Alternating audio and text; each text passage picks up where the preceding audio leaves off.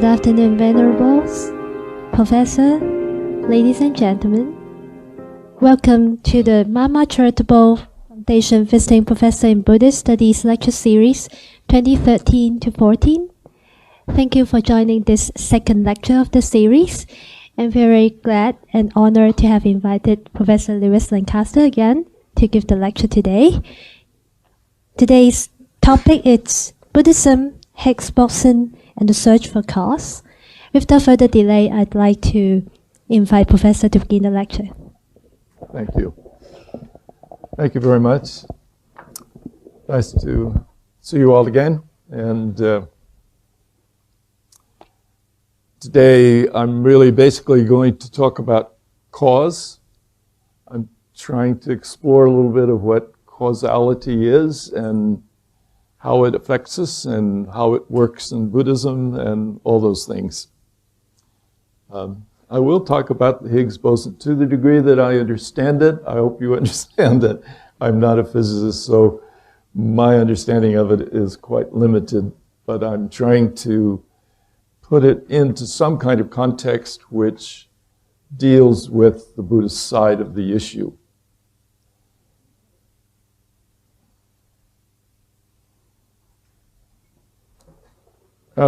Professor Pearl at UCLA has said that cause is one of the most mysterious things in the universe.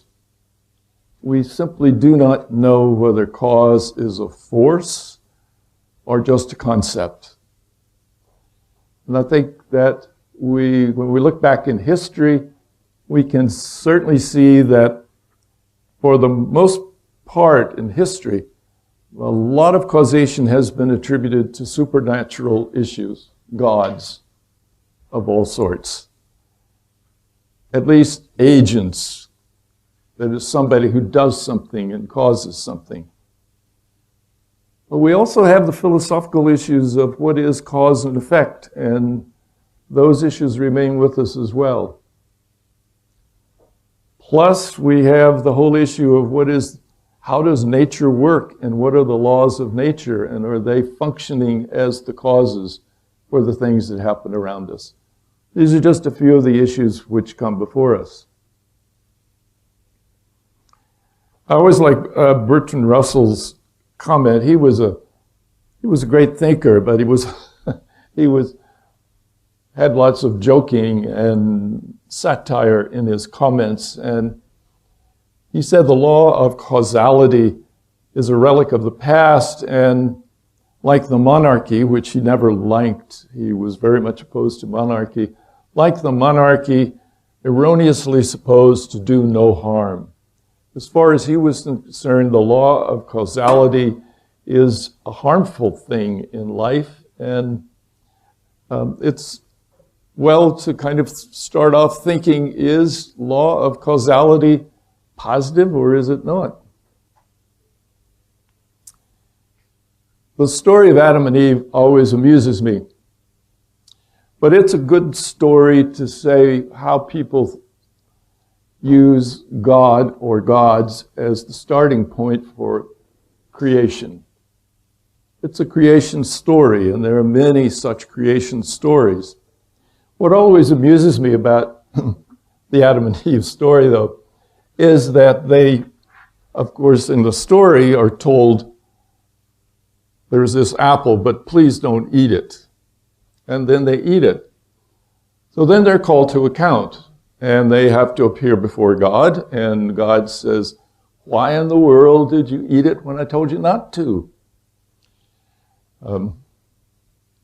Adam comes back at him and gives what we call a causal description. He said, well, I did it because you put this woman there for me, and she told me to, and I did it. So in essence, it's your fault, God. You should never have given me this woman who's going to make me eat the apple. So then God turns to Eve, the woman, and says, well, Eve, why did you do it? And she said, well, I went out in the garden, and there was this serpent that you created, and the serpent talked me into it, and I ate the apple. I always say to young people who are in the computer world, you realize that this story is the icon of the Apple computer. That apple with a bite out of it is, they got knowledge by taking a bite of the apple, and that's where it comes from. It didn't come from other kinds of apples. So the Godhead idea is one that's been very present, and it's based on that's how you get to the first cause. In other words, you have to have a creator, an agent. You got to start somewhere in most traditions about cause. So today I'm asking the question, does physics help us in any way understand causality in terms of, can we find a first cause?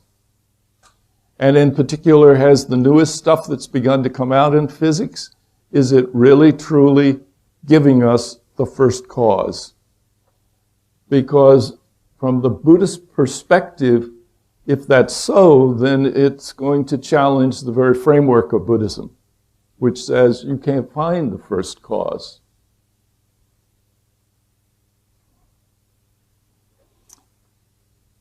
As we look at how we do this, one of the things that happened is when people started inventing machinery, causality changed. And we became oriented to living with machines. We all live with them, and if they don't work, we blame the machine now. I don't know if we blame God, but we blame the machine if the car doesn't work or if the computer goes down. The water wheel was one of the first real machines that people could begin to say, oh, there's a process, this, causes this, and then something results. Oops, sorry. So in physics, I will try to describe what I think they're saying, and then you can see what you think. In the physics of today, they are saying there was a tiny, dense area, a point. It was very dense, and it began to expand. And the first moments of that expansion, the energy level was so high that at the moment we have no present way to test exactly what was happening. Now, of course, people call this the Big Bang, but all the physicists will say, we've never said it exploded. We said it expanded, and it was an expansion. And that everything that we have or see in our universe is the result of that expansion from this very dense point. Well, one of the things that happened was symmetry. Symmetry is really hard for me to understand, but I use a starfish to try to help me understand it. Maybe it'll help you. Symmetry is that if you have symmetry, then you can move something and it's just the same. Nothing evolves. So if I move the starfish, the symmetry of the starfish remains the same. I can move it 1 turn, 2 turns, 3 turns. The symmetry of it makes it still remain symmetrical and the same. They feel that that's probably what happened when things started to expand. There was symmetry and it just expanded, but it wasn't changing in the sense that we later see. If things stay symmetrical, then a lot of people said, if that had been the case, if it just stayed the way it was, we wouldn't be sitting here. We could not exist with pure symmetry because nothing would have happened. No development would have occurred. No matter would have occurred. No distinctions would have occurred. It would just shift like the starfish, but it would always be just symmetrical. So something happened that destroyed symmetry. And we, I guess, have to be very glad that that happened, because otherwise we wouldn't be here. When the symmetry got disturbed, things began to develop. The inflation of this swelling amount of energy became asymmetrical.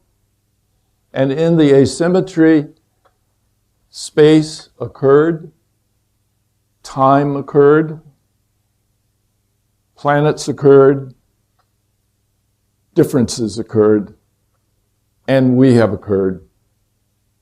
We are part of the inflation, if this theory is correct, and we are part of this asymmetry that has developed. That asymmetry has, we are part of it. So when we're looking back to say what was the first cause, then we see that we, by mathematics and other ways, we go back and back and back till we come to this tiny point. We don't exactly know why, we don't know why it was there. We don't know where there was. When it expanded, it wasn't like this. It was, they say, like a balloon. It simply was everywhere. These are all hard concepts for us to get hold of. So nature, we're asking ourselves the question with all of this development, what is the cause of all this happening? And we begin to see, as the expansion takes place, that certain laws of nature come into being.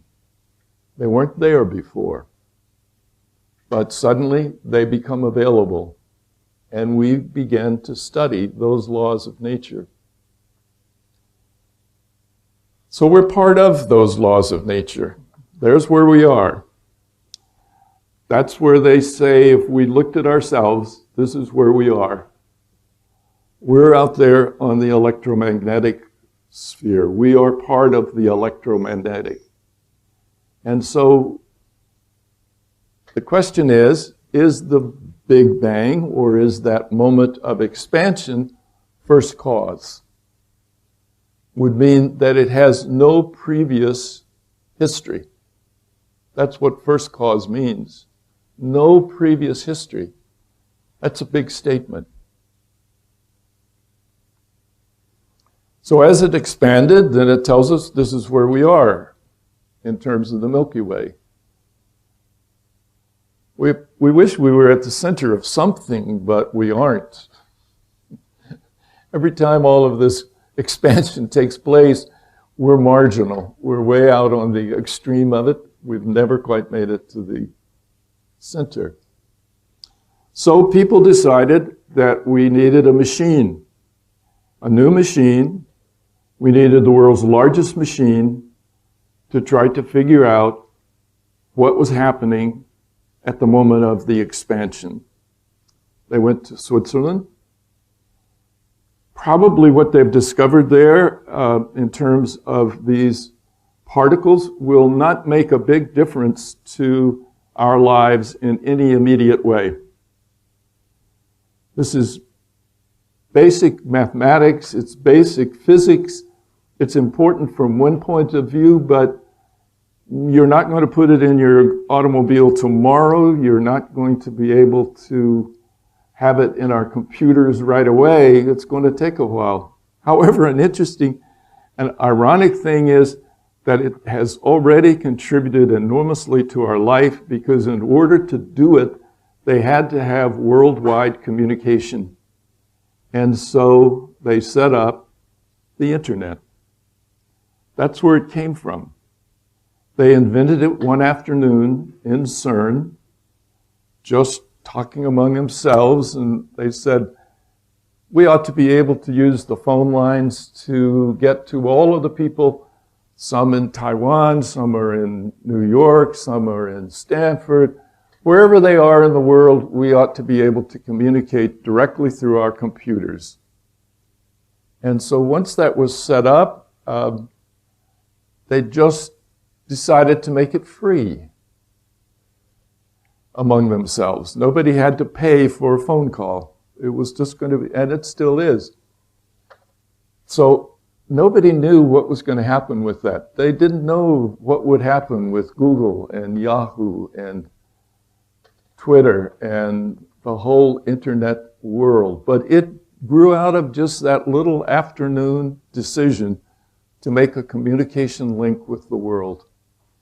So whatever else CERN has contributed in terms of physics, it has certainly changed our lives already, dramatically.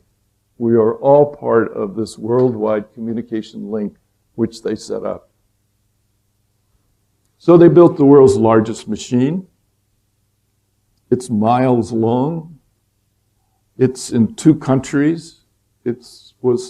Switzerland is a pretty small country, so before you know it, you're always at the Swiss border, and they found they were at the Swiss border, and they just kept going into France, and they finally got the world's largest machine. There has never been any machine in the world quite like this one. It's extremely complex, but very vulnerable. There was a long delay because a bird got in, and the bird dropped a crumb, and it shorted a large part of it out. It was amazing how vulnerable it was to just even that little bit. They have to be really careful when they fire it up. Of course, if you remember back when they started firing it up, everybody said it's so much energy, it's going to cause the world to end. So a lot of people got all ready for the end of the world when this thing fired up. And it is true that when it's fully going, they have to be very careful, because if the lasers that they're using inside of it happen to be turned toward the walls of the machine, it would simply evaporate the wall and go right through. Very powerful. Everybody waited. Here's this enormous machine. When you think about it, it is something, by the time they had set it up, this is already US $10 billion. It's got so much data it's producing that there's no place on Earth to store it. They have 9 different fiber optic cables running out from this to various places who have supercomputers, and they're all taking as much of the data as they can. Here in Asia, the fiber optic cable is a physical cable that runs from CERN to Taipei. A physical fiber optic cable that is just for this purpose. And it has been receiving this incredible amount of petabytes of data every minute that this machine is running, that they store in Taipei, as well as storage in 9 other places, trying to deal with all the material which this machine produces for us. That's why people are saying this is probably, for at least most of our lifetimes, this is as far as we will go with this. The next machine that would do more would be 100 times the size of this one, maybe, would take perhaps as much energy as is produced anywhere in the world to fire it up. When is that going to happen? Who's going to put that much money into it? So people feel we live at a very unique moment in time for understanding what's going on in the world, because we live at the moment when this machine really has started to work. Well, they fired it up and the world waited, and certainly the people in physics waited with bated breath to see whether or not it would even work. That is, would it find anything? There was an equal chance that it would find nothing, that it would not answer any of the questions that were being asked. There was a chance. You have to take that chance in basic research. But this was taking that chance on a level which the world had never seen before. When you build the world's largest machine and $10 billion, and you've got people all over the world waiting for the data, and you fire it up, I don't know how those people could have done it without Valium or something, because it must have been the most nerve-wracking experience after years and years of effort to sit there and wait to see, am I going to find out anything? Finally, it began to work.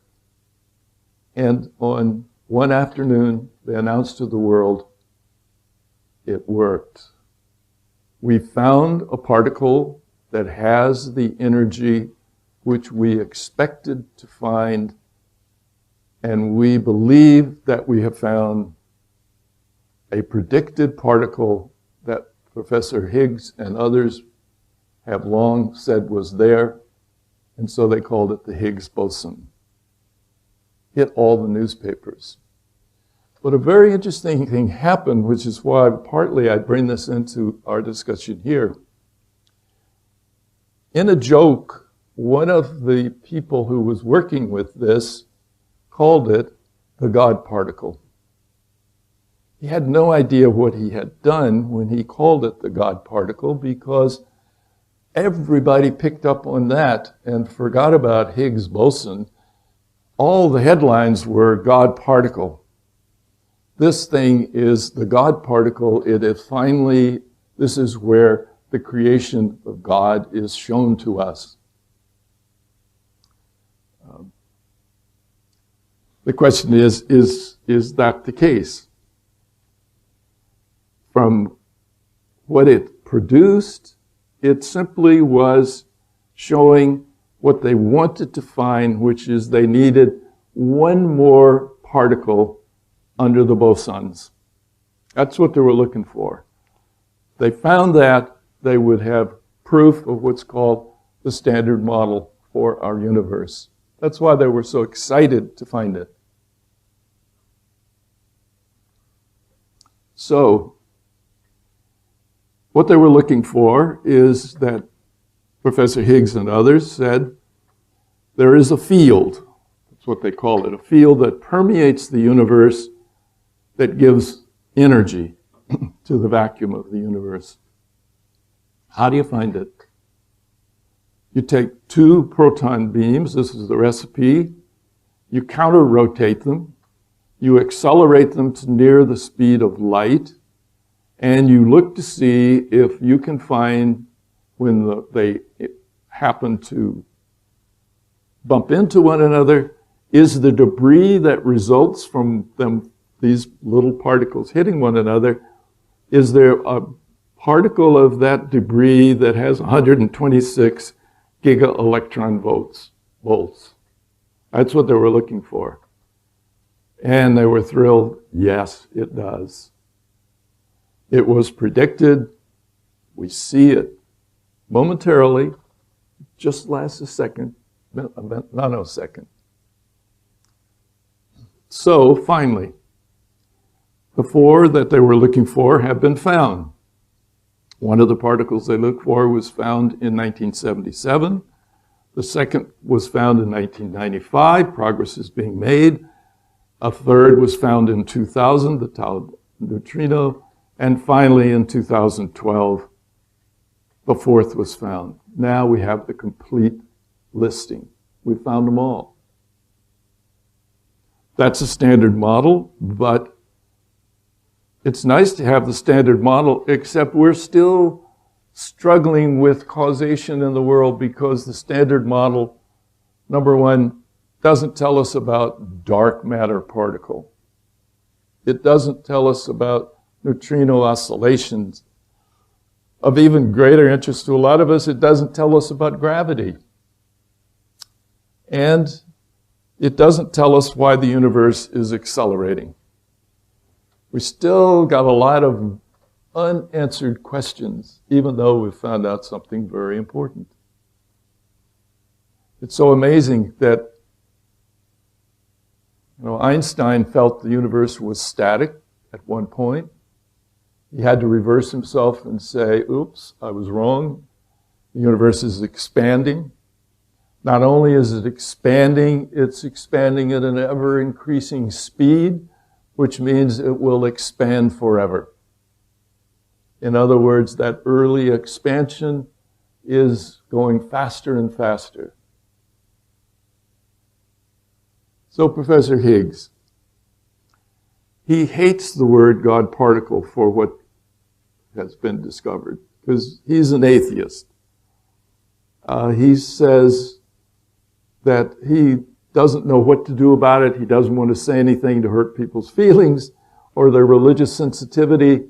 As far as he's concerned, it has nothing to do, that appellation that's been put on his particle, so to speak, and it's hardly his particle, is that he says it's just kind of the media blowing this up and giving it something which people want to read about. It has nothing to do with what I have done. I have not found the God particle. He's an interesting man. And there are always controversies, but I love the fact that he kept on with his work, even though at an earlier period, when he presented one of his papers about his prediction that this was the case, a prestigious journal was happy to send it back to him and say, we see no obvious relevance to physics in your ideas. We won't publish it.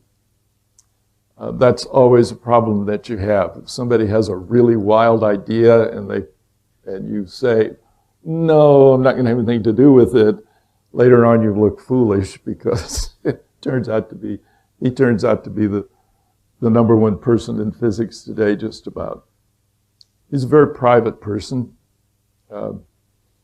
Because he knew this was coming in terms of the Nobel Prize, on the day the announcement was to be made for the Nobel Prize, he disappeared. Nobody could find him because he just decided to take a hike. And he wanted to be as far away from the press and anybody as he could get. So he told nobody where he was going. He just went out and started hiking through the mountains or the hills of England. And people were all searching for him. And then there were, of course, theories that he'd been kidnapped. And there were a lot of funny things going on. He just wanted to get away from it. So when we get something like this and a religion picks up on it, it's the same principle that I'm trying to talk about today. What does it mean when physics makes a discovery like this, which is a major, major discovery? Could only be made, and of course, he says, all I did was predict it. They had to prove it. To prove it is huge. Took thousands of people to prove it.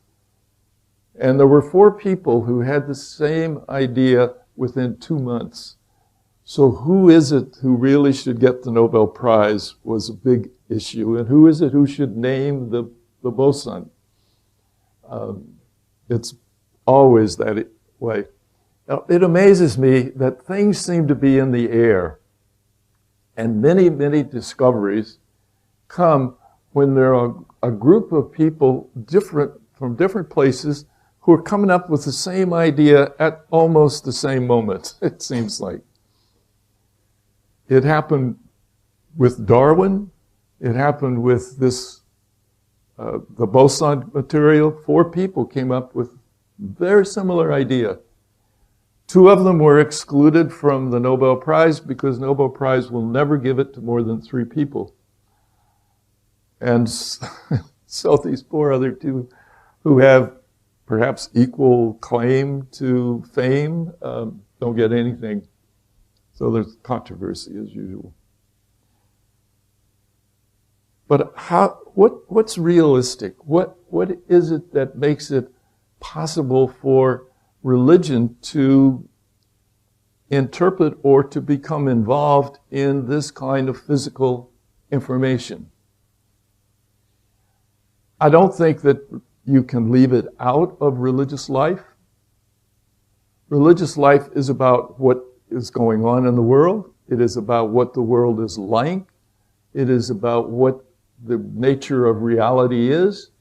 So religions, I believe, have an obligation to look at what has happened and to help people with the ethical and moral dilemmas which are raised by the issue that comes up from it. Everybody feels happy about this. If you look through the internet, Islam is very happy. They say, there's Allah, fine. Christians are very happy. It's God, fine. Everybody's very happy about it. In one religions are, and even the Brahmanic Hindus are saying that's Ishvara, fine. That's Brahma, fine. They're all feeling very comfortable with it. Somebody like Professor Higgs is shaking his head in a way.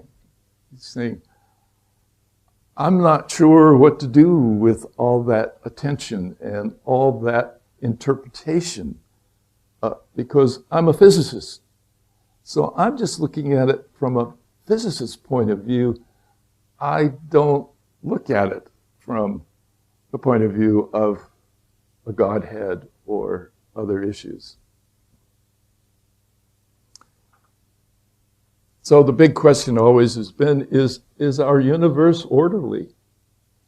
Can we really say that it is orderly? And everybody has hope that it is.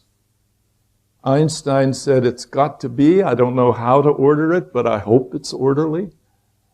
He hoped he could find a law and a set of laws that it would apply at all levels of the universe. He never found it. But everybody wants the universe to be orderly. If it's not, we're in probably trouble because we wouldn't know how to work with it. So let's talk about cause and begin to look at the Buddhist and see how it works with all this. David Hume was one of the great philosophers, and he tried to define cause. And he said, we define cause to be an object followed by another, and where all the objects similar to the first are followed by objects similar to the second. And for a long time, people just accepted that's cause. But it doesn't work. If we take a barometer, it will always register a very low barometric pressure when it's going to rain. So therefore, low barometer happens when it rains. But just because they go together, the barometer does not cause rain. You can't say that just because one thing follows another, it is the cause for the thing that it follows. And of course, the one that's the most well-known for a lot of people who describe is the rooster crows and the sun rises. That happens every day. So if it happens every day, doesn't that mean that the rooster crowing causes the sun to rise? And we say, no, it doesn't. Just because things stand together does not mean that they're causal. Hume was wrong. He made in a sense, it was too narrow. So the Buddha said, there's no first cause. There's nothing that is not an effect. That is, there's always something before something happens. But what is it that brings us about?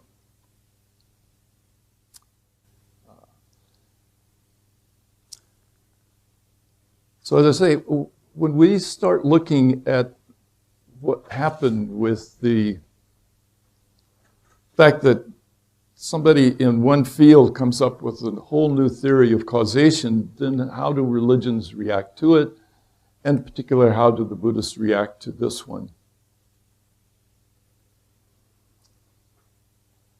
The Buddhists would have been rather disappointed, I would think, if they had said, yes, this is the beginning point of everything. There is a first cause, we've found it, here it is. But nobody is saying that because they are all saying we can't even get back to that very first moment because none of our laboratory experiments, not even the world's largest machine, will take us back to the very beginning. We are still unsure of what happened at that moment. And we're not sure exactly what lies behind the fact that this expansion started and why there was that much energy and that much density in that point. We don't know. Buddhism, in terms of cause, has always said there is no first cause, and that's why they cannot deal with, for example, in Hinduism. The Hindus say this world of ours is really Ishvara dreaming. Ishvara, who is an expression of the Godhead Brahma, he's dreaming. And in his dream, all of this is happening. So we're in his dream. It's a very beautiful story. It's nice to feel that you're in somebody's dream. And, of course, it's all symbolic. It says that when you're looking for what causes something like what we see around us, matter is a very, very strange thing when you think about it. That matter came into existence and is still with us, and that we are part of it is one of the remarkable things in life for us. We still don't quite understand what we're made of. We're not sure exactly how we got here. So for the Buddhists, they have, and we've got an expert here in the room, and I hesitate to even speak in front of him. Professor Karunadasa is the expert on the Buddhist material with this. And his book, by the way, his new book, you should read it. Good. But basically, what the Buddhists say is, when you have something, it's never there alone. Nothing can stand absolutely unattached to something else. There's no such thing. Things arise dependent on other things. Higgs boson arises not by itself, but it arises within a field which is called the Higgs field. Has to have a certain field in which it arises. It comes into being only in that field. It is dependent on something else for its existence. That's why the Buddhists are not happy about Godhead. To have something which is totally independent and has no relationship to something else for its existence, they said we can never find it. We can never find such a thing. We are always seeing that things arise in some form of context and dependency on other things. And it's that context and dependency which says, then you can't just claim that you're absolutely have your own nature. Because we're all dependent. So from that perspective, the Buddhists have rejected first cause. They have also, with their cause and effect, they have indicated that when you have cause and effect, it's as if everything arises at once. They come together. It's not process. You don't have cause and then you have an effect. in order with a little bit of space between them. That's not how it works. They always arise at the same moment. Some of you were in the class yesterday when I was talking about I'm a grandfather because I have a granddaughter. When my granddaughter was born, I, at that very moment, became a grandfather. She became a granddaughter. We arose into that category together immediately. It didn't that she first was born and then I became a grandfather. The Buddha said, it's not how it works. It's at the exact same moment that these things are tied together and they arise together. So that we're always thinking things are in process. We think one thing happens and then another thing happens. We're like Hume. That's what Hume was saying. Hey, you get this, and it's followed by this, and it's inevitably followed by this, and we have these steps. And then it doesn't work because we say, yes, it's a little bit like in the Hindu tradition. You go to the banks of the river Ganges. What do you find? In the morning, you will find a Brahmanic priest who is doing the ritual to make the sun rise. That's his job. He goes there every morning, he does the ritual, the sun rises. When you people have questioned these people who say, are you sure that you've caused the sun to rise? I know it rises every morning when I do this. I'm not about to gamble and not do it, because suppose I gambled and I didn't do it and the sun didn't rise. Where would we be then? We'd be in terrible trouble. So I'm going to keep doing it because every time I've done it, the other thing follows. The Buddhists have always, you read a book of Buddhism, they say Buddha did not like rituals. What he said was it wasn't that he didn't like ritual. He said that Brahman's ritual does not have the power to cause the sun to rise. Ritual is not what causes things to happen. That's what he was saying. It's not, the sun is not rising because of the ritual. The sun is tied to another contextual environment that's causing it to rise. And in fact, of course, what we know is it doesn't rise. The earth turns. So we understand things always in a different way. So what the Buddhists talk about, and Professor Karunadasa gave me this idea, what the Buddhists talk about is event. An event happens. When that event happens, sunrise, it's an event. What is the nature of the event of that rising sun? We have many ways to explain it. One is the world has turned and the earth has turned and finally I see it.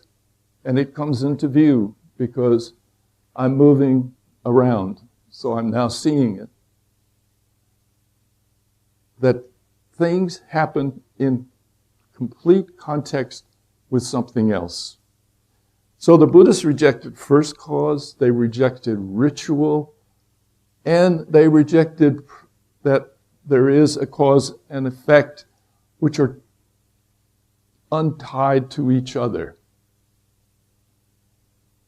They have a very peculiar sense about causation. That what's happening in this room with all of us is that the cause for us to be here is at one level so complex that we will never be able to figure it out. Think for a moment. Everybody in this room has a history. And you're not here unless I know your history. You had to get here to this particular place at this particular time in history with some kind of understanding that led you to say, I'd like to go hear a lecture. I know where that university is. That university had to be built. Hong Kong had to be occupied by humans. Humans had to migrate across Eurasia. I mean, you think about it. It's endless, absolutely endless as to why we're all here. We don't know all those causes and conditions. We just know that they are endless. What we do know is we are here. That's very important to the Buddhist. The event is we are here.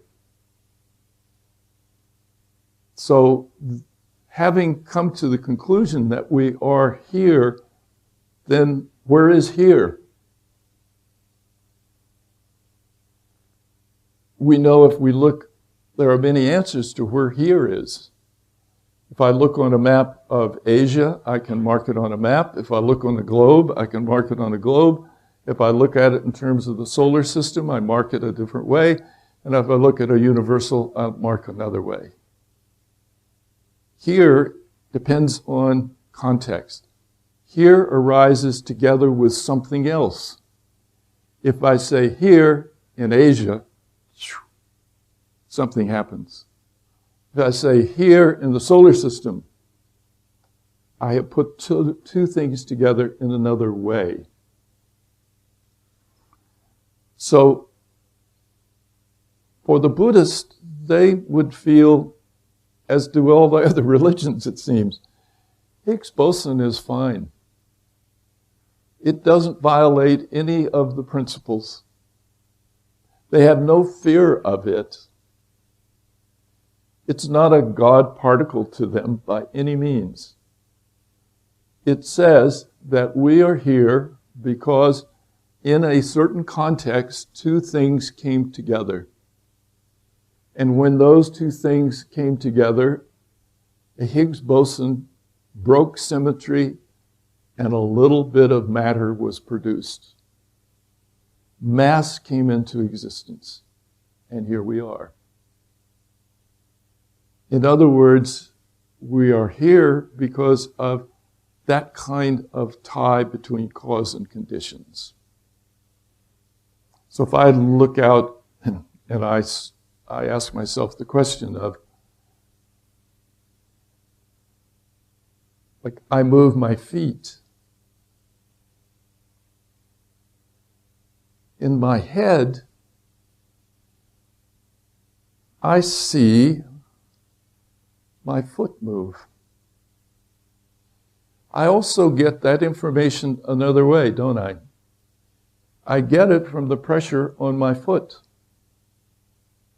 But the pressure on my foot travels a lot slower than light. So I'm going to see my foot move before I feel it move. In other words, the way in which we experience the world depends on how we experience it. What's the other thing that's going together with it? If I experience it with my eyes, I have one type of experience. If I experience it with my feelings, I get another. So when we're talking about causality for the Buddhist, it is really essential. Cause is a primary thing. So take karma. For most people, karma is a way of explaining why I'm here. It's my karma. I did something. In my previous life, I had many lifetimes perhaps, I did something and now I'm getting the fruit of those actions. So it's my past karma. But the Buddhists have never said that everything is dependent on past karma. They are like everybody else who has to struggle with, are we bound by some kind of law and rule of nature that puts us the way we are? It's the old issue of genetics. Are we prisoner of our genetics? Because genetics is one of the other new sciences. So am I a prisoner of my genetics? That is, like it or not, I have my genetic pool, and it wraps me up and puts me on this earth in a certain way, and I have to live with my genetic heritage. What people are now seeing is, for example, if I tried to study this, the way we study it is, you find twins. You have identical twins. You study all the diseases they get through their life. You have fraternal twins. Their genes are quite different because they came from two different eggs. We study all of their diseases, and then you compare them. And it is no question but what those who come from the same egg have a genetic tendency which produces the same diseases, and they have a lot of the same things which the fraternal twins don't. In other words, no matter how much we struggle against it, to some degree, there is a determinism in our genetic structure.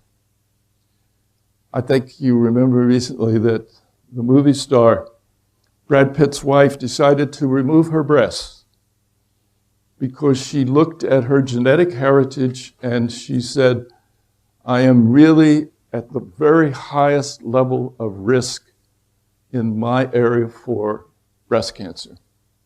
People with my genes get it in huge numbers, and I don't want to do that. So she simply proactively removed the problem. That's where we are beginning to come in terms of cause and conditions. And what is our condition? Is it genetic? If our condition is genetic and we arise together in a genetic fashion, then how are we going to live our lives? Are we bound by that? Can we overcome it some way? Can we have nurture? Nature and nurture is a big issue. People have always fought over this. One of the problems is that with genetics, it seems as if you don't have to take responsibility. You don't have to take responsibility for other people's illness because you say, oh, it's genetic, I can't do anything about it. If I say it's just genetic, forget it. But we, like the Buddhists, have understood past karma is not everything that makes up the world. We have our present day actions. There is intentionality, there is volition, so that you have eightfold path of Buddhism. Not just right karma, but you have a whole other world of right meditation. You have right thinking. You have another whole set of issues which are things which you can practice and deal with. I've told you that I'm teaching in prisons.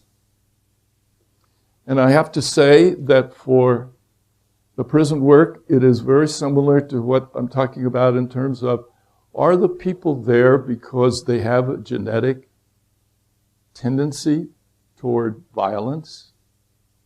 Are they there because they are bad seed? I don't know if you ever saw that movie, Bad Seed. Very frightening movie about this poor family that has this child who's bad seed, and she's born evil. It's like, wow, there's bad seed. Is that what we're looking at when we go to prison? Are we looking at people who are there? They are imprisoned basically by their genetic heritage? We don't think so. And the only way that I can say that shows me that it's not the case is that I see that those people who are meditating and trying to deal with a practice in their real life change. And if that change occurs, it says whatever their genetic heritage is, it need not make them a particular way. They can change. I think everybody can change to a certain degree. I think we have to ask ourselves the question of how much change can we make or need to make, and how much of it is possible for us. I look at Shaolin monks and I think, I wish I could do that. Wouldn't that be fantastic to be able to leap through the air in that fashion? I'm never going to do it. Even if I practiced every day of my life, I don't have, I think, the genetic body to do that kind of thing. That's not my talent. I go to the opera and I hear these singers and I think, what would it be like to have a voice like that?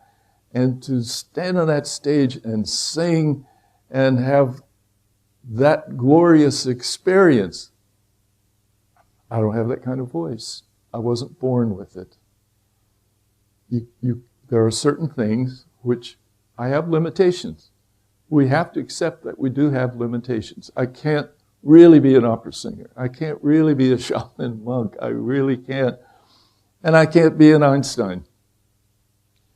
These people have abilities, which are part of their genetic heritage and of their structure, and it's marvelous, and they have developed it as well. Just because you're smart doesn't mean that you're going to make use of it.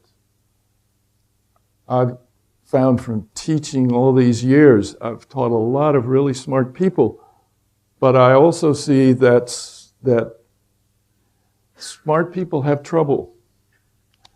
They really do. The smarter they are sometimes, the more trouble they have because they've never had to work hard. They just get it. It just comes to them so easily. They can do their homework in the 5 minutes that they're waiting for everybody else to clean up their desk. And then they live that way, and if things get tough, they have no experience with how to handle the toughness because it's been easy for them. So a lot of really smart people do not achieve. It's been really disappointing to people who do special education classes in the U.S. where the bright ones are taken aside and given special training because they're so good. There's no reason for them to be in a regular class. It's too boring. But they're not that successful. It's amazing. Everybody wonders why. Why are they not more successful? Because they've got it. They have absolute huge IQs. I think that it's because we don't know how at times to develop what our genetic heritage gives us. We just don't know how to make use of it. And the problem of telling somebody what their heritage is sometimes it's really disturbing. It says, well, you're going to be subject to Parkinson's disease and cancer, and you don't want to hear it. And what are you going to do about it? So the issue that's here is, what is it that drives us in terms of what is the cause for what we do? Is it genetics? Is it past karma? Or is there some kind of inheritance factor of things that come to us which we have no control of, really? It's like past karma. What are you going to do about past karma? Not much. What are you going to do about your genetic heritage? Unless you can figure out some way to shift it, you got it. None of this, say the Buddhists, like past karma, should be used to excuse ourselves from our own volition and action. It should never be an excuse. And it should not be an explanation. It's such an easy explanation. Ah, that's your karma. I hear people saying that to each other. They have trouble. Ah, that's your karma. This happened to me with a colleague of mine. He borrowed my car. He wrecked it. He fixed it. But then he said to me, I would never have borrowed your car if I knew you had such bad karma. What am I to do with something like that? It's too easy a way of explaining the complexity of an event. Events are complex. The Buddhists, I think, have always tried to put that forward. An event is a complex combination of cause and conditions and context, and you cannot just explain it. It's like Mencken once said, for every problem I can give you a short, simple answer. That's wrong. Short, simple answers don't usually work. Things are complex. The conditions which exist for all of us are complex. So when we look at something like the Higgs boson, we realize the complexity of the material world in which we live. It is so complex that we can barely comprehend what they've done with this big machine. Just barely get some glimpse of what's happened. The complexity is there.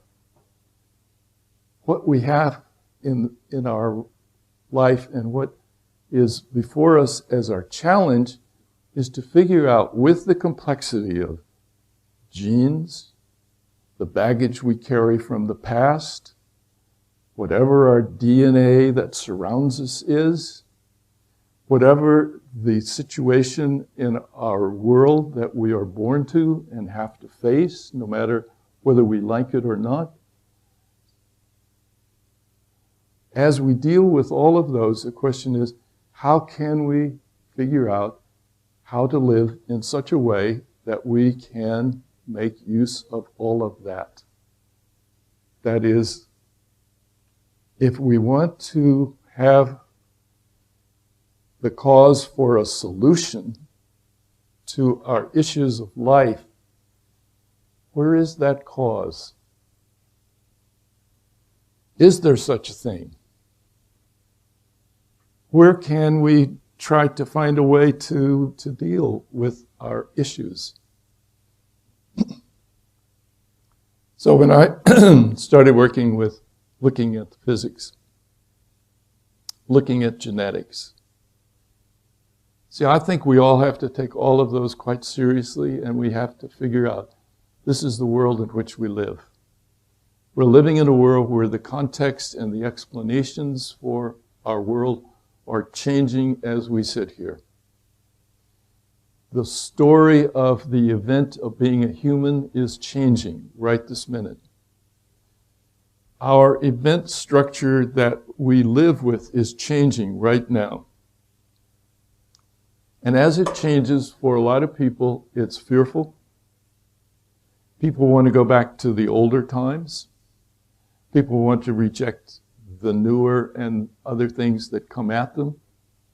The fact that I watch in my own country and I see people who are returning as fast as they can to the 16th century, I feel. It was a safe time, but you can't do it. It's not going to work. It just won't work. We have to live in our event field. And I learned about event from the computer. What is an event? An event is something which has a beginning and it has an end. The end may not yet be, but the beginning of this event But the event is not the beginning of everything. The event is just part of the whole. So that's why with what I feel for the Buddhists, I think they are saying what we exist in is endlessness. And if we exist in endlessness, that endlessness can have particular activities which come to us, but endlessness means we can never say exactly what the nature of it is. Everything is possible almost in endlessness. Everything is possible. And if endlessness is really the way it is, then we will never know the patterns. We'll never know a pattern is really right. We have to live with the events that surround us. That's why event structure, I think, is so important. And that's why I think the Buddhists say, you have events, you have cause and conditions which are your own life. And in the endlessness, your story, your narrative is taking place. So I'm sitting here and I see the walls, but I realize if it's all endless, I can't tell you where I am. I can't define the here.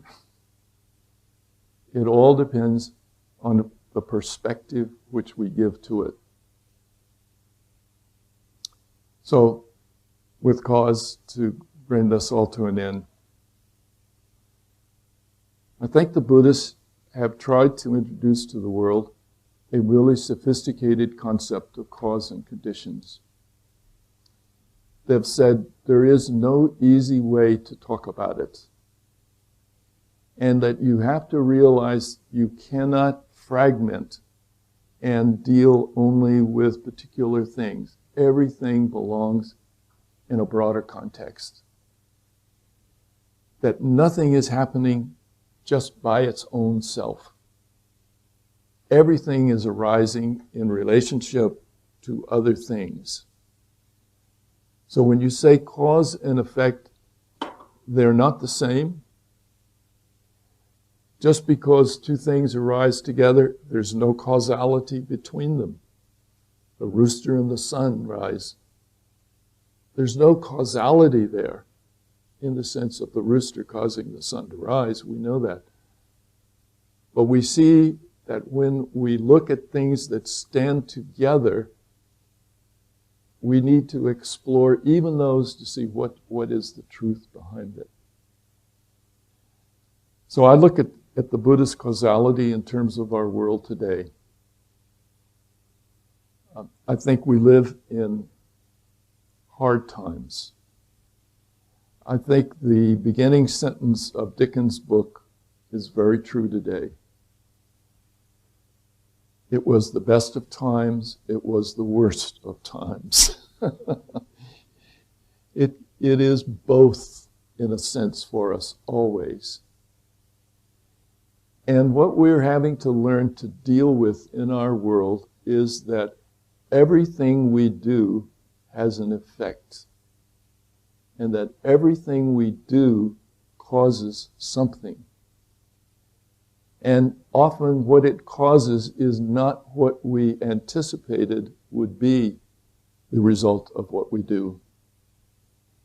That we have unintended consequences all the time. The example I give is that I worked very hard to get support for a wind farm. And it was built. We got the money. State built it. And it's killed hundreds of thousands of birds. The birds fly through the Wind River and they hit those whirling propellers, and the ground is littered with dead birds. That's an unintended consequence. I thought I was doing something really good. I thought this is something we should do. So what it tells me is every time I do an action, I need to be ready for the unintended consequences of what I do. I need to be very aware that what I do is causing something, and I shouldn't just assume I've done it, it's now going to be okay. I can never step away from what I have caused. I can't ignore it. I have to be there every moment, if I can, to understand what it is I've brought about. So when I look at the Higgs boson, I think, well, I'm glad it happened. I wouldn't be here. Who would have thought that that was one of the causes that would bring me here? Who thought that I would be an effect of this very high energy explosion sometime in the past? And if I see myself in that kind of environment, then I have to say that what I thought about myself as a human is I also have to think about myself sometimes as an animal. I need to know I'm an animal. I have to think of myself as matter. I have to see myself in a universe of matter. I have to understand myself from multiple levels of understanding of what it is I live with and who I am. I believe that we do have ability to change. I believe we have volition. I believe we can exert our influence. We just have to understand that even when we exert our influence, we're not always sure what will happen from it. I believe that when the Buddha said, if we give up the creator idea, if we give up the ritual idea, if we give up those ideas about causation which are all related to somebody else, and we say basically we are deeply involved in cause and effect in our everyday life, and it comes down to us. It comes down finally to the fact I have to learn to live with cause and effect. And that cause and effect is sometimes very surprising to me. It is not what I expected it would be. Life always surprises me. I'm glad that it does. But of one thing I'm absolutely delighted about, and then I'll stop for comments and questions. I am so glad that I can't predict. Basically, cause and effect is we want to be predictive. And we say, if you do this, this will happen. But isn't it wonderful that not a single one of us knows what's going to happen tomorrow? We are going to have to live tomorrow to find out what happens. Imagine what it would be like if you didn't have to live tomorrow to find out what happens. If you already knew. I can't think of anything worse. So I think that we are living with cause and conditions that are not predictive, but I'm thankful for that. I'm really glad that the world remains so interesting that I have got to be wide awake to catch it, to see it, and to live it. Thank you.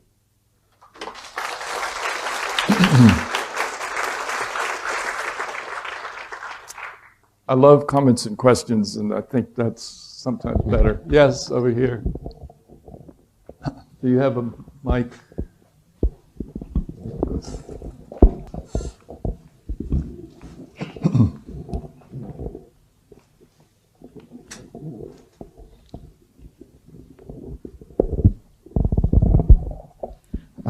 Thank you, Professor. I have two unresolved problems that have puzzled me for long, and I would like to bring it up to discuss with you. The first is about causality. And in classical physics, physicists believe that if you know all the factors in a model and you have the conclusion that you want, but as long as quantum physics rises with the Heisenberg's uncertainty principles, that actually we don't know the position and the momentum of particles, that's not limited to the human technology or the measurement equipment, and it seems that it's the nature of the universe. And all of a sudden, there's no more if A than B. All we can say is if A, then 55% would be B, and maybe the rest would be C. All of a sudden, that we don't know the causality of everything, and it comes up with some things like the Schrodinger's cat, that the cat can be alive and not alive at the same time.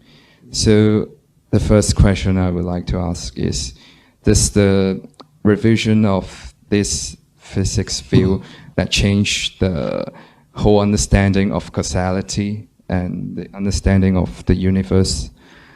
And my second question is to let me deal with that one first, okay? That's a big one. You're perfectly right. This is what caused Einstein, a lot of anguish, because he really thought that at the quantum level, the laws should be the same as the laws at the level in which we live. And yet they aren't. And he said, surely God wouldn't have played such a trick on us, that somehow we need a theory which works in both places. We haven't gotten there yet. For most of us, we feel it is irrelevant because we live in this world. And the rules and the laws of this world are sufficient for our survival and sufficient for our daily activity. The quantum is very puzzling to us because we know that the quantum is in us, but we can't sense how it gets to us, that we seem to be almost have a barrier of experience. Even our largest machine can't get to it in some ways. Most of what we know about the quantum is mathematical. It's algorithmic.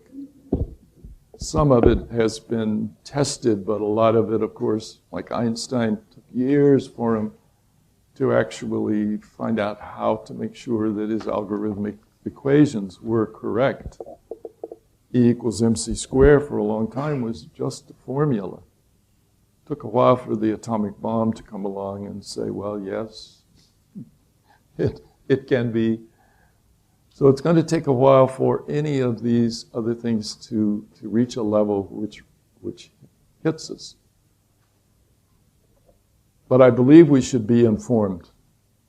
And I think that to not be informed is dangerous, because it's like E equals mc squared, and atomic energy and atomic power and all of the things that resulted from that require an ethical and a moral stance by society.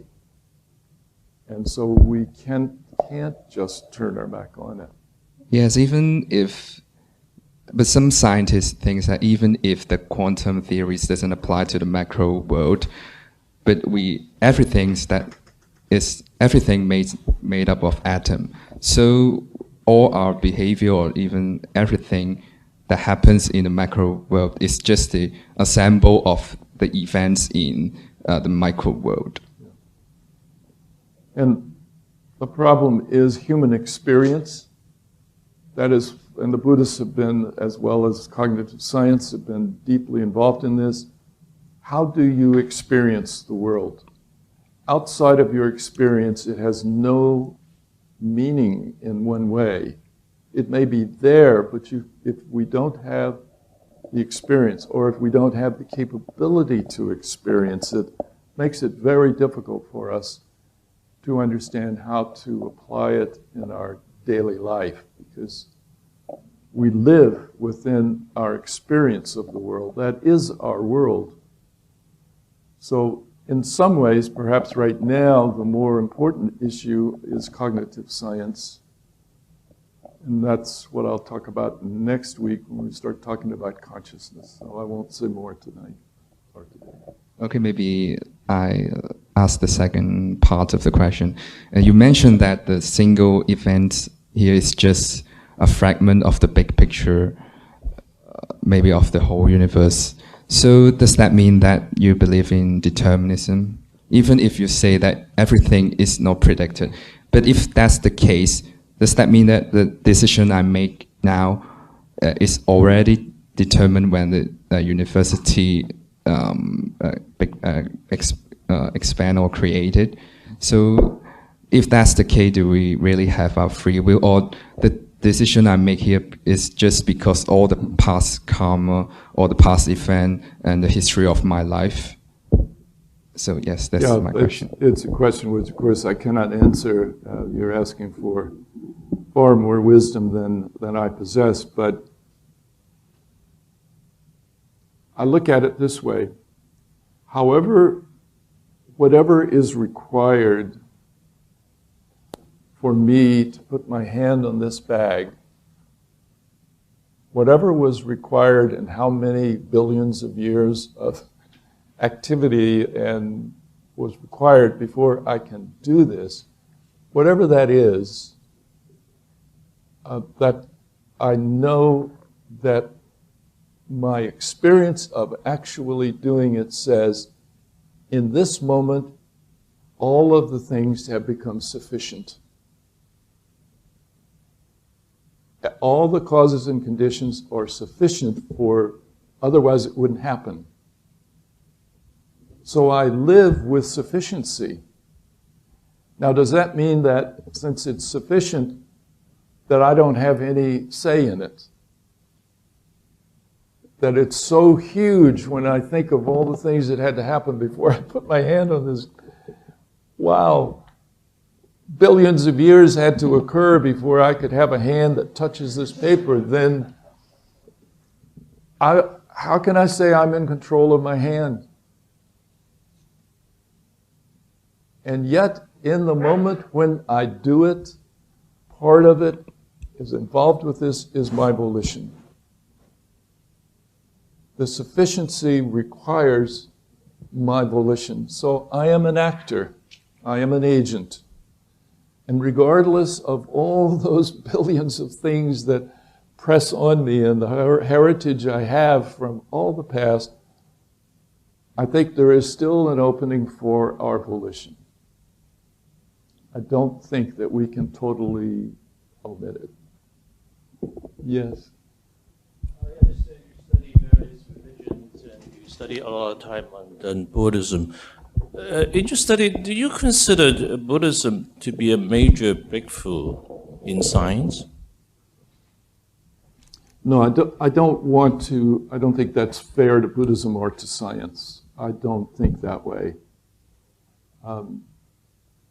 My reason for dealing with Buddhism and science, though, is that I feel every religious tradition should be able to deal with what's going on in the world and with information. And Buddhism, as well as all other religions, have to come to grips with our knowledge, whatever that knowledge is. Somebody asked the Dalai Lama recently, what happens if science proves that Buddhism is wrong. And he said, well, Buddhism will have to change. Pure and simple. So, but at the same level, I have felt that the Buddhist tradition offers something which is really valuable to the world.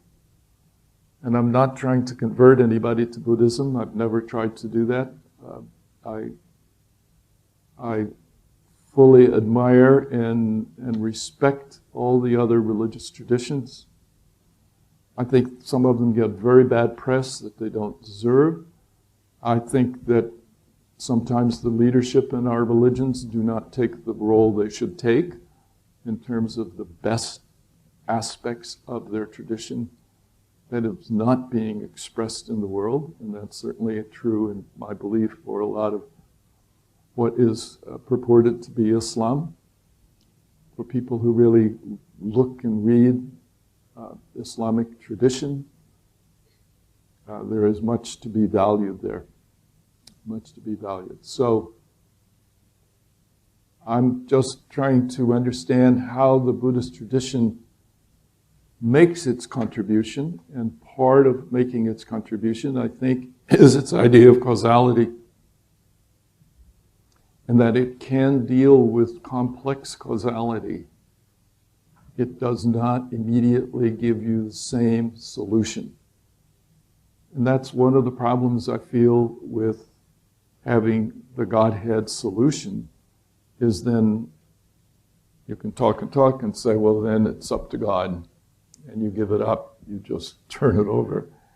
And as a result, often, I mean, I'm not trying to criticize people who do that, but it does seem to me that the Buddhists are able to keep the discourse going in terms of the complexity that we face.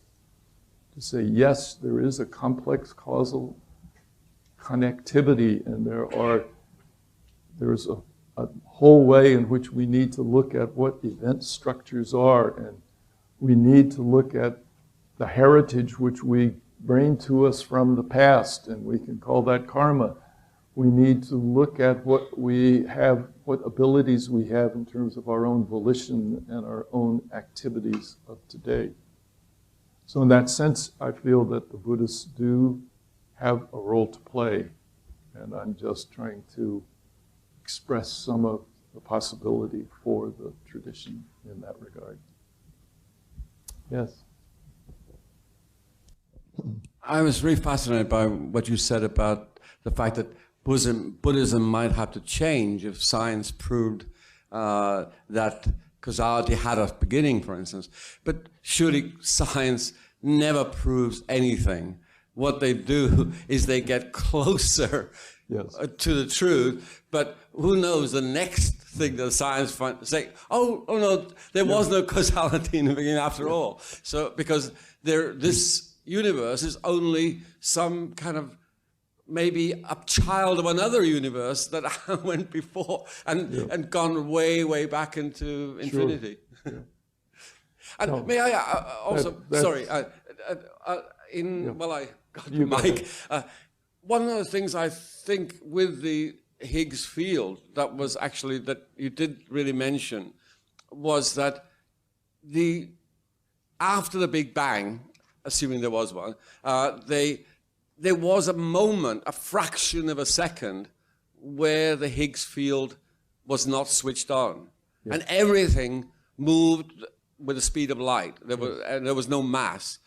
But then suddenly, for some unknown reason, it switched on. That's right. Which I think this is where the Christians, the Judeo religion, or creator God type religions, find some hope that it was the creator that actually switched us on. There are many ways. What you described is exactly right. And how one describes what caused the shift, which of course is why we're here, because when it was turned on, then matter could be produced because you could have the boson with mass. And once that started, then you could have the whole universe as we see it today. And interpretation, interpretation, interpretation, as somebody said. That's what religious studies is all about. It's basically how you interpret it. And people can interpret it, whether it's Buddhist or Christian or Islamic. We can do an interpretation, we can spin it however we want to do it.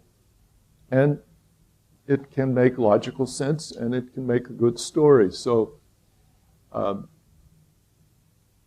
it's just that when you, as Hawkins says, the only problem is to go from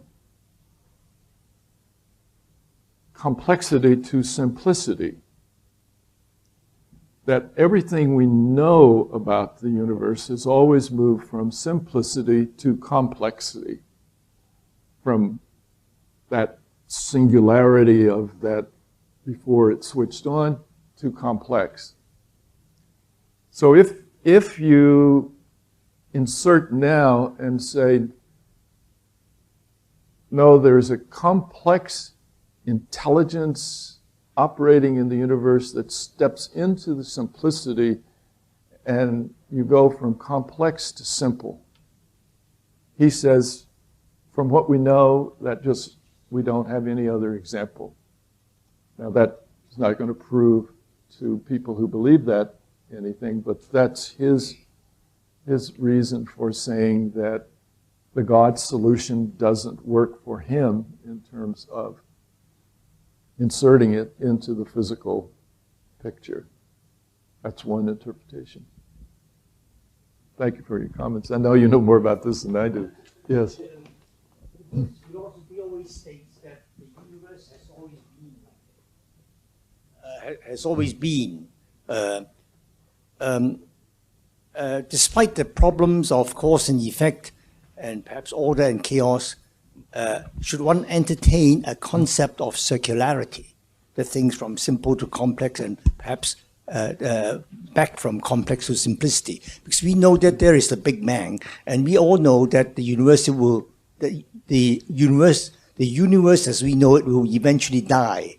And of course, there are theories that black holes produce multiple billions of universes. Yes. So should one entertain a concept of circularity, that all the things we see is all part of a circular event? And following that, I have a second question.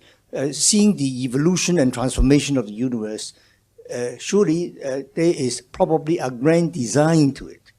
Whoever made it, of course, is another problem.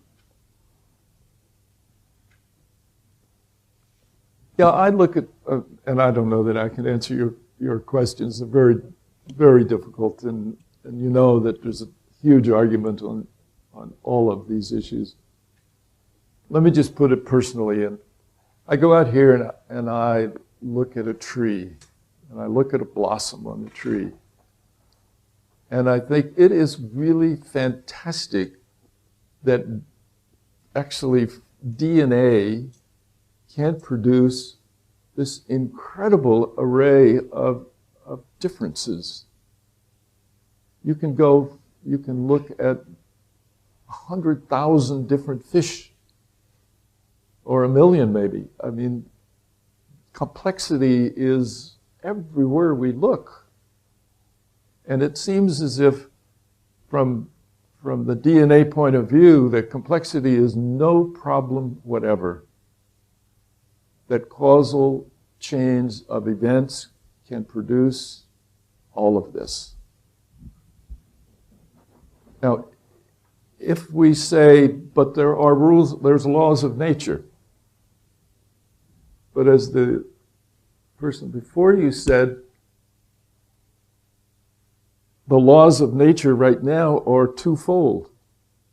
There is a quantum level where what we think to be the laws of our universe don't function. And something else is going on simultaneously with this other level of causation, so that we live in the complexity of it is incredible to me.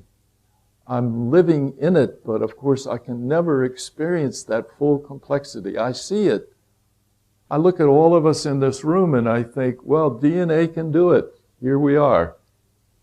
It can make you, and it can make me, and it can make the person next to you, and it just keeps on going. And we're all very complex, and this room is a perfect example of how complex all that can be. Do things go in circularity? In India, of course, very often the traditions felt yes.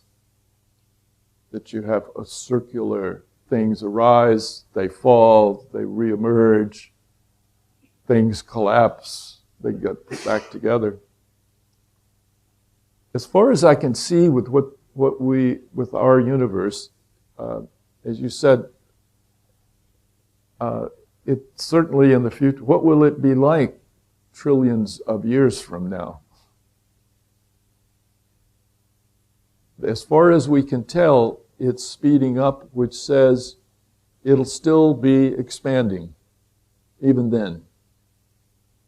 There is no proof in anybody's book right now that it will slow down and, as they once thought, and collapse back into a black hole. Nobody thinks that anymore. It's speeding up. The dark matter is pushing us farther and farther. So somebody said, at some distant time, if you were on the Earth won't be here, but if you were, the sky would be empty. All the planets and all the galaxies would have moved apart from each other. So the universe will darken. It will be less compact. All of the dust clouds and everything we see will eventually, but it keeps on going. I do like the idea that we're probably in just one of a billion universes. I like the idea of multiverses. That makes sense to me. We'll never know them, but it makes sense to me, and it's a nice idea. I like it, and so did the Buddhist. The Buddhist said there are billions of world systems. They somehow had the same dream that we have multiple levels of existence in this endlessness, and we're in one of them. And that's all we can say. I suspect that, and it's just speculation, we don't know. I suspect that there's probably a big expansion happening somewhere, out there, in there, wherever it's happening, right this very minute. Maybe 1,000 Big Bangs are occurring right at this moment. I'll never know it. I can't experience it, but I can imagine it. And imagination and dealing with it. See, if there's endlessness, mathematically, almost anything can happen. Mathematically. That is, you can mathematically say that it's 98.8% mathematically the case that there is a room filled with people just like us somewhere else right now. Mathematically, it's that in endlessness. It's just a mathematical possibility, probability, I should say. But I agree in a lot of what you say. I like the idea of multiverses, but I don't have a way of dealing with exactly how to understand how the complexity of it works, except if I look at the Buddhist tradition, they're saying it is a causal situation which just keeps on going, and that the cause and effect, even though it might be very small in terms of its change in a given moment, it's always happening. So it's like saying, can we find the first human? And the geneticists say no. there's no way that you can look at all the diversity of the DNA that was taking place in the earth and say, I'm going to draw a line here and say this is the first human. I can trace my DNA back to Lucy. There was a woman. She lived, forgotten how many years ago. And her DNA spike is in me. But I can't say that she was the first human. I'm just saying that I can track myself back to her. That's all. So it's very interesting to look at genetics from that point of view as to when it makes, what it makes this complexity. How does it happen? And it's got a lot to learn. That's why I love to live in this era. Thank you. Yes.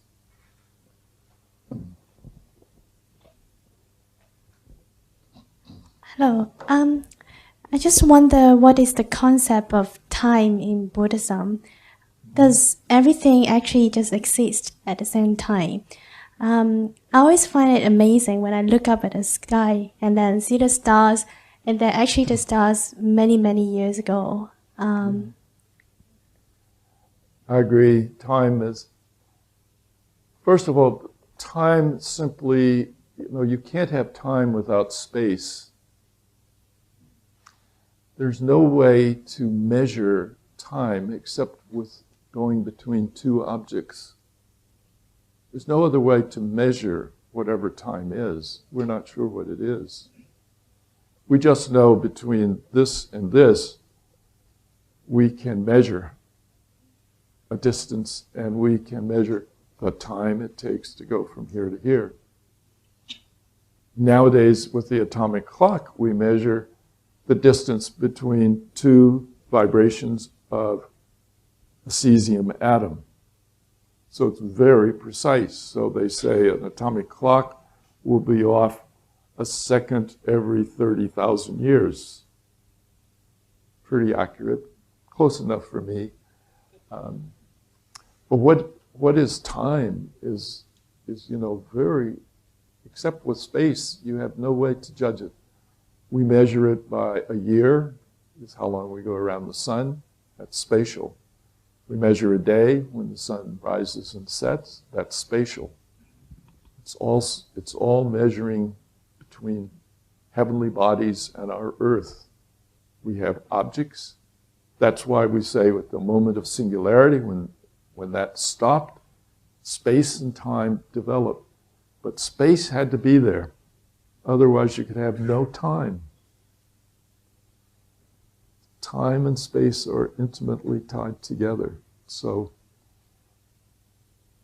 I don't understand it either when they tell me I am looking at a picture on the Hubble telescope of something that happened 13 billion years ago.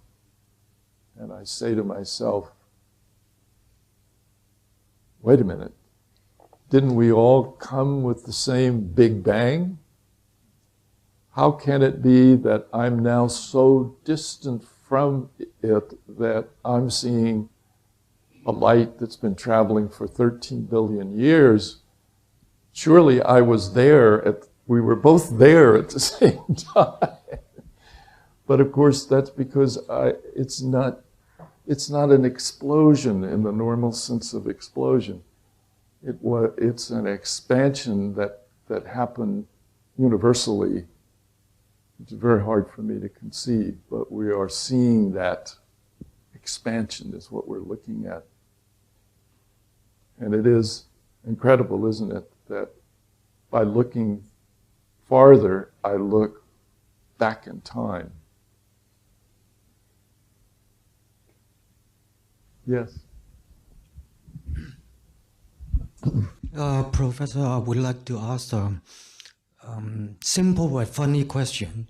There is this clip on YouTube where the BBC station in Britain did a simple experiment. They got this professor of mathematics and brought him to Germany to a very advanced medical lab where they have this fancy MRI scan thing. Yes.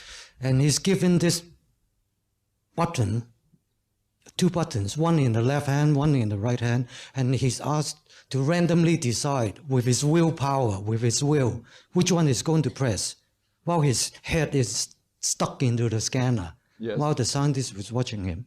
Yes. And this kind of thing was discovered decades ago, but since when we got better and better machines, this time gap is getting further and further until the last test is the scientist could tell this guy 7 seconds in advance which is he going to choose.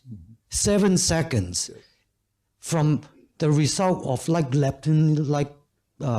quarter of a second 2 decades ago. Now it's 7.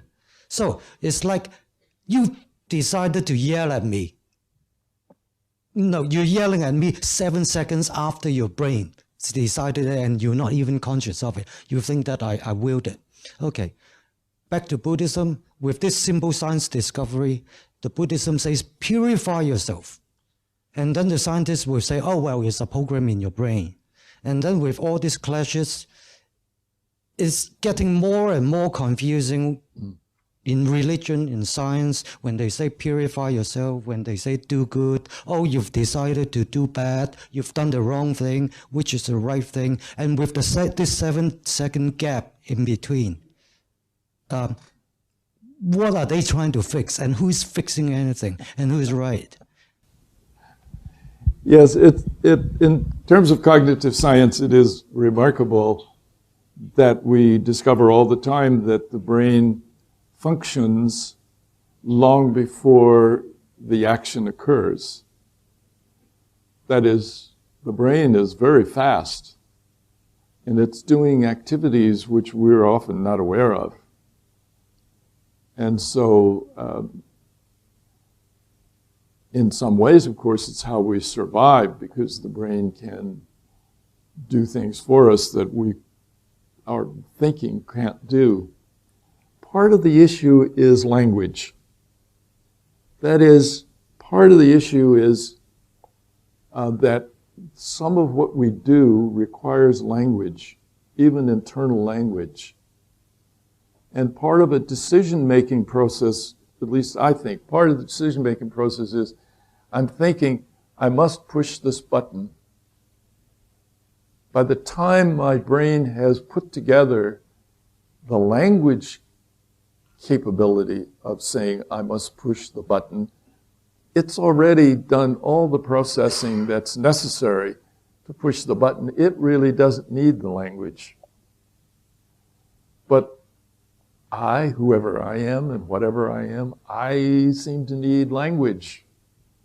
I want to think, I must push the button. And as a result, we slow it down enormously. And so, yes, I think the brain is functioning at levels that we're not yet aware of. And if you don't mind, I'll leave some of the rest till next time, because I want to talk about consciousness. It's precisely this issue I'd like to talk about. But thank you for your question. Yes, over here. Professor Lancaster, thank you so much for giving us such a wonderful talk, as you always do. I actually don't have a question. I just wanted to give you a surprise by wishing you a very happy birthday tomorrow.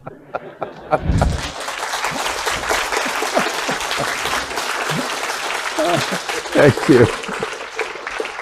And in pre-celebrating your birthday tomorrow, may I crack a joke, perhaps? Yes, going please. back to the beginning of your lecture, if Adam and Eve were Chinese, we probably would not have all these problems, because they would have eaten the snake rather than the apple. So, many happy returns of the day to you tomorrow, Professor. Thank you. Thank you. appreciate it.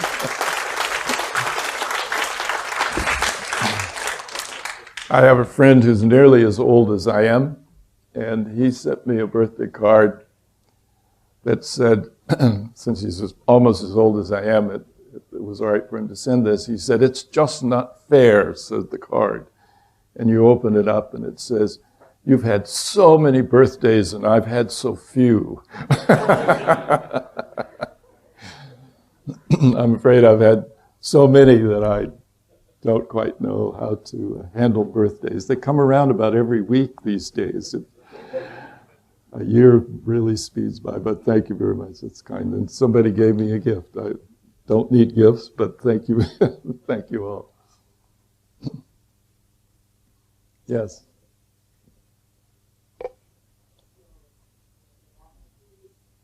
Here's coming with the mic. Yeah, first, my respect all the learned persons in this venue. Just a brief opinion. The opinion is whatever. It may be an Eastern prejudice of an Eastern person, but my opinion is that whatever advancement there is, or there is at the moment, and whatever advancement there will be on any subject in the academic field, my opinion is that it can at most, we may marvel at it, it can at most be a food for thought. But do you agree on this viewpoint? Well, he over here, the gentleman made a very good point about science. Science says you never get it right. You never get it right. A lot of people don't know that about science, but that's what science says. You never get it right. You just get it less wrong. It's called falsifiability. You say, I know this is wrong, and I know this is wrong, and I know this is wrong. And by getting rid of all the wrongs, I get closer to what may be the truth, but I never quite get there. And I've decided the reason that science can never quite get there is every time you get closer, suddenly they add a lot of new data. And I call it the jigsaw puzzle that you put together at night, where you have a picture all put together. During the night, people add enormous amounts of new data. You get up in the morning and you look at your jigsaw puzzle, and there's a big space between all of them now, and there's a whole raft of hundreds of new pieces that you have to put in. The picture I had last night is not the picture I have this morning. It's a different picture. So we're constantly reconstructing, and so in that sense, when you say it's food for thought, that's a good way to put it. I think we have to take our lead from science. It's not a bad lead to say, instead of being right, I just want to be less wrong. Much safer position to take. Thank you. I see our time is up. Well, sorry that I put off one question until next time about consciousness, but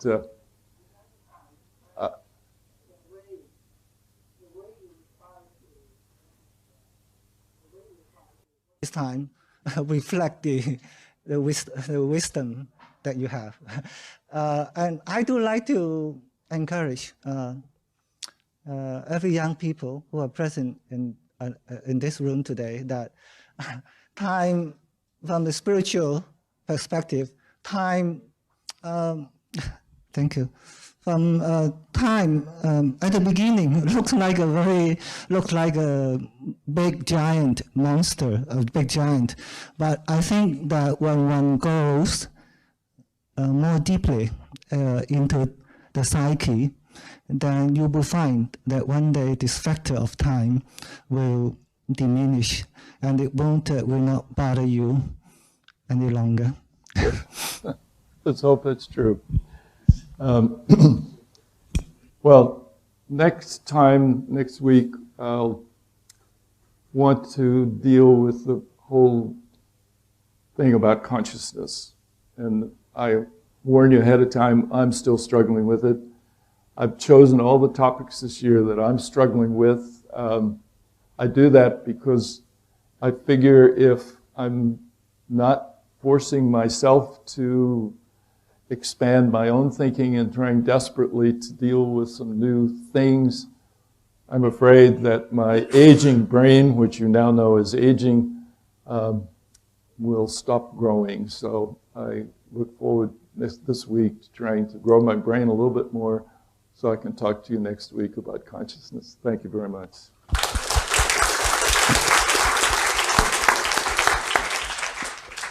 Thank you very much, Professor. Thank you for attending the lecture today. We hope to see you again next Saturday, which will be the last lecture of this series. Thank you. Have a nice evening.